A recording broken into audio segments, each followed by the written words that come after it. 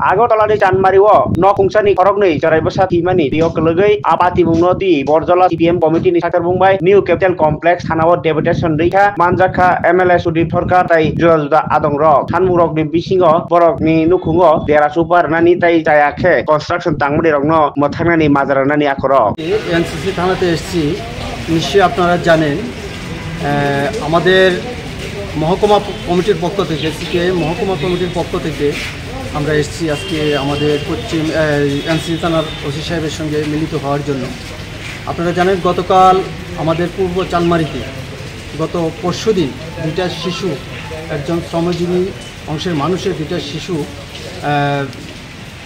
সেদিন পাননি, খোঁজাখুঁজি করে পাননি। গতকালকে তাদের মৃতদেহ সকালবেলা একটা হাউজিং কমপ্লেক্সের মধ্যে একটা গর্তের মধ্যে পাওয়া যায়, জলের মধ্যে তাদের মৃত অবস্থা পাওয়া যায়।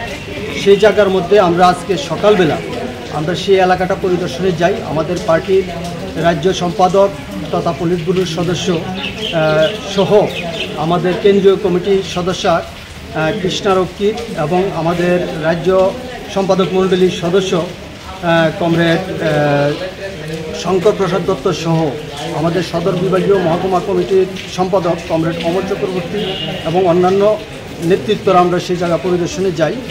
গিয়ে আমরা সেই ঘটনাস্থলটা আমরা যে দেখি যে বিল্ডিং কনস্ট্রাকশন হচ্ছে সেই জায়গার মধ্যে ছোট্ট একটা গর্তের মধ্যে দুইটা শিশু মৃত্যু হয়।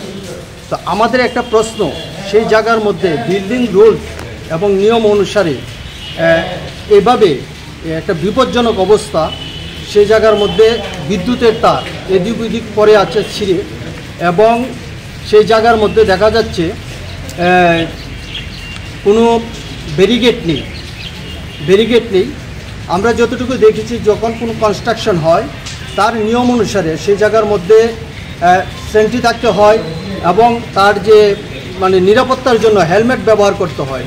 সেই জায়গার মধ্যে কোনো কিছুই ছিল না, ব্যারিকেড ছিল না, কোনো স্থানীয় মানে পাহারাদার ছিল না যে সেটাকে দুইটা বাচ্চা কী করে ওই জায়গাতে গেল এবং মানে তাদের মৃত্যু হলো। আমাদের সেটাই প্রশ্ন।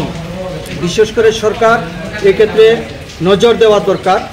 এভাবে আনাচে কানাচে এলাকার মধ্যে নিয়ম বহির্ভূত কনস্ট্রাকশন করছেন, এই এলাকার মধ্যে বিশেষ করে জানমাল এবং মানুষের ক্ষতি হচ্ছে।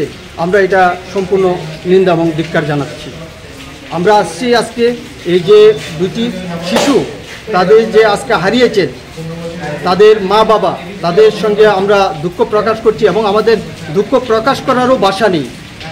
এই ধরনের মর্মান্তিক ঘটনা যাতে পুনরাবৃত্তি না হয় তার জন্য আমরা এই সরকারের কাছে আমরা দাবি করছি তার সম্পূর্ণ তদন্ত করে এটার সঙ্গে জড়িত কোনো দোষী ব্যক্তিদের শাস্তি দেওয়ার জন্য এবং তাদেরকে অর্থনৈতিকভাবে এই পরিবারটাকে বাঁচার জন্য অর্থনৈতিকভাবে সহযোগিতা করার আবেদন জানাচ্ছি।